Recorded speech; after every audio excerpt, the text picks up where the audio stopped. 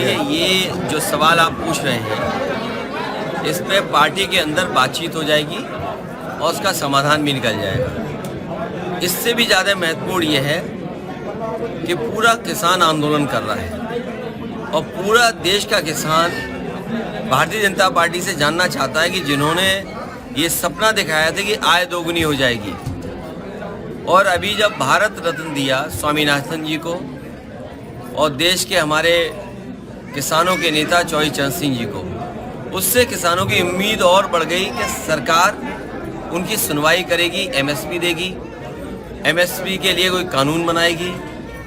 लेकिन जिस तरह सरकार का व्यवहार है, कीलें लगा देना, अगर वो निकल रहे हैं तो रोकने के लिए तमाम चीज़ों का इंतज़ाम कर देना, प्रशासन पूरी तरीके से पुलिस लगा करके आंसू गैस गोले चला करके उन्हें रोकना चाहती है। आखिरकार आप भारत रत्न एक तरफ दे रहे हैं और दूसरी तरफ किसानों को आप रोकना चाहते हैं, उनकी मांग नहीं मानना चाहते। आखिरकार भारतीय जनता पार्टी चाहती क्या है?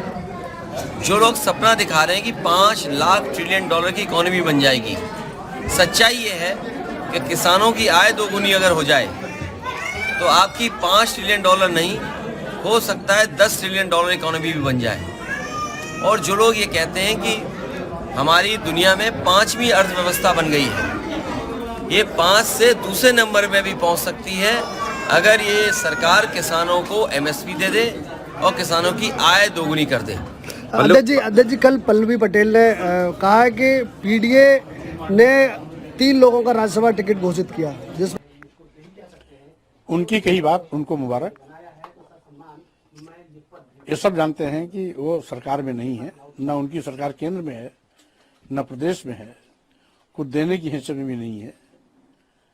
और वो जो भी दिए हैं ससम्मान में वापस भी कर दूंगा, क्योंकि मेरे लिए पद माने नहीं रखता, मेरे लिए विचार माने रखता है। दलितों, आदिवासियों, पिछड़ों और देश की महिलाओं, गरीबों, मजलूमों, मजदूरों, किसानों का हित मेरी सर्वोच्च प्राथमिकता है। उस पर जब भी कुठाराघात होगा मैं पलटवार जरूर करूंगा, करता भी रहा हूं, आगे भी करता रहूंगा। इसलिए अखिलेश जी की कही हुई बात उनको मुबारक। जातिवार जनगणना की मांग को लेकर के सड़क पर निकलना चाहिए था, हम बंद कमरे में बैठे हुए हैं। आज बेरोजगारी बेतहाशा बढ़ी है, महंगाई से लोगों की कमर टूट रही है, लोकतंत्र की हत्या हो रही है, संविधान की धज्जियां उड़ाई जा रही है, देश बेचा जा रहा है। इन सब मुद्दों को लेकर के सड़क पर निकलने के लिए हमने अनुरोध किया था, आज तक वो बातें सुनी नहीं गई हैं। और दूसरी चीज, संगठन में ही भेदभाव है। एक राष्ट्रीय महासचिव ऐसा भी है जिसका हर बयान निजी हो जाता है, और दूसरा राष्ट्रीय महासचिव एक ऐसा भी है जिसका हर बयान निजी हो जाता है। तो मैंने देखा कि जब पद में ही भेदभाव है और मैं भेदभाव के खिलाफ ही लड़ाई लड़ता हूँ, तो ऐसे पद पर रहने का औचित्य क्या है।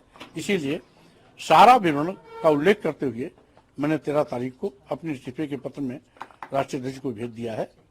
उन्होंने बात करना मुनासिब नहीं समझा, इसलिए मैं कदम आगे बढ़ा दिया हूँ। अब कार्यकर्ता तय करेंगे कि हमें क्या करना है। जो निर्णय कार्यकर्ताओं का होगा वही निर्णय हमारा होगा। भारतीय जनता पार्टी के लोग पीडीए से घबराए हुए हैं। जहाँ तक हमारे सहयोगी दल की बात है, मैं उम्मीद करता हूँ कि पीडीए की लड़ाई को वो मजबूत करेंगे। और जहाँ तक पार्टी के निर्णय का सवाल है, आने वाले समय में तमाम सीटें आ रही हैं। अभी तो एमएलसी आना है, फिर राज्यसभा आना है, फिर एमएलसी आना है। तो ये पीडीए की लड़ाई कहाँ कमजोर हो रही है? लेकिन पल्लवी पटेल ने तो वोटिंग करने से भी मना कर दिया, वोट नहीं करेंगे। देखिए, पीडीए का साथ आना, पीडीए के साथ सबको एक साथ लग जाना, ये बड़ी लड़ाई है।